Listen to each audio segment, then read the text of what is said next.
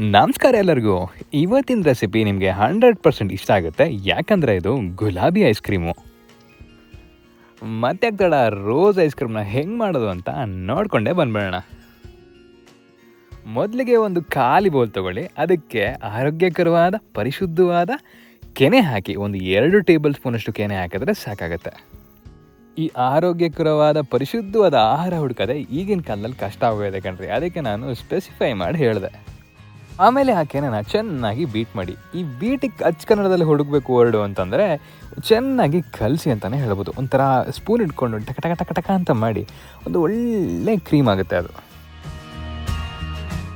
ಈಗ ಸಕ್ಕತ್ತಾಗಿ ಕ್ರೀಮ್ ಥರ ಆಗಿರೋ ಕೆನೆಗೆ ಒಂದು 3 ಟೇಬಲ್ ಸ್ಪೂನಷ್ಟು ಗುಲ್ಕನ್ ಹಾಕೋಣ.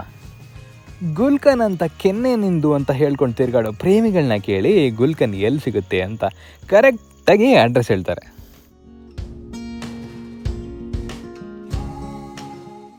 ಗುಲ್ಕನ್ ಹಾಕಿದ್ಮೇಲೆ ಇದನ್ನು ಚೆನ್ನಾಗಿ ಮಿಕ್ಸ್ ಮಾಡಿ. ಸಕ್ಕತ್ತಾಗಿ ಮಿಕ್ಸ್ ಆಗಬೇಕು. ಎರಡು ಚೆನ್ನಾಗಿ ಒಂದರಲ್ಲೊಂದು ಬೆರೆತು ಹೋಗಬೇಕು. ಅದು ಹೆಂಗೆ ಅಂತಂದರೆ ನಿಮ್ಮ ಯಜಮಾನ್ರ ಕಣ್ಣಲ್ಲಿ ನಿಮ್ಮ ಕಣ್ಣು ಒಂದರಲ್ಲೊಂದು ಬೆರೆತೋಗಿರುತ್ತಲ್ಲ ಹಾಗೆ. ಈಗ ಇದಕ್ಕೆ 1 ಗ್ಲಾಸು ಹಾಲನ್ನ ಹಾಕೊಂಬೋಣ. ಹಾಲು ಆದಷ್ಟು ಗಟ್ಟಿ ಇದ್ದರೆ ತುಂಬ ಒಳ್ಳೆಯದಾಗುತ್ತೆ. ಭೂತಯ್ಯನ ವಂಶದವ್ರ ಥರ ಹಾಲಲ್ಲಿ ಜುಕ್ತನ ಮಾಡಬೇಡಿ. ಹಾಲೇ ಇಂಪಾರ್ಟೆಂಟ್ ಇಂಗ್ರೀಡಿಯೆಂಟು.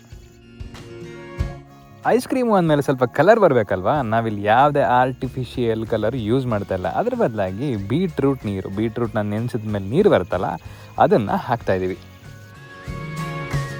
ಇಷ್ಟೆಲ್ಲ ಹಾಕಿದ್ಮೇಲೆ ನಿಮಗಿರೋದು ಒಂದೇ ದಾರಿ. ಏನು ಮಾಡಬೇಕಪ್ಪ ಅಂದರೆ ಇದನ್ನೆಲ್ಲ ಚೆನ್ನಾಗಿ ಮಿಕ್ಸ್ ಮಾಡಬೇಕು. ಕೆಂಪು ಬಣ್ಣಕ್ಕೆ ತಿರುಗಿದ ಹಾಲು ಮೇಲೆ ಏನು ಮಾಡಬೇಕು, ಸ್ವಲ್ಪ ರೋಸ್ ಪೆಟಲ್ ಹಾಕಬೇಕು. ಸ್ವಲ್ಪ ರೋಸ್ ಪೆಟಲ್ ತೊಗೊಂಡು ಹಾಗೆ ಉದುರಿಸ್ಬಿಡಿ. ಉದುರಿಸಿದ್ಮೇಲೆ ಏನು ಮಾಡ್ತೀರಿ, ಇದನ್ನು 8-9 ಗಂಟೆ ಫ್ರೀಜರ್ ಒಳಗೆ ತಳ್ಳಿಬಿಡಿ. ಅಷ್ಟೇ, ಒಂದು ಆರೋಗ್ಯವಾದ ರುಚಿಕರವಾದ ಐಸ್ ಕ್ರೀಮ್ ಅಂದರೆ ಗುಲಾಬಿ ice cream, rose ice cream ready ಆಗುತ್ತೆ. ಇದ್ರ ಮೇಲೆ ಒಂದು ಸ್ವಲ್ಪ ರೋಸ್ ಪೆಟಲ್ ಹಾಕಿ ಅಲಂಕಾರ ಮಾಡಿ ನಿಮ್ಮ ಮನೆ ಮಕ್ಕಳಿಗೆ ಕೊಡಿ. ಯಾಕ್ರಿ ಆಚೆ ಗೀಚೆ ಐಸ್ ಕ್ರೀಮ್ ತಿಂತೀರಾ, ಮನೇಲೇ ಒಂದು ಅದ್ಭುತವಾದ ಐಸ್ ಕ್ರೀಮ್ ಮಾಡಿಕೊಂಡು ತಿನ್ನಿ.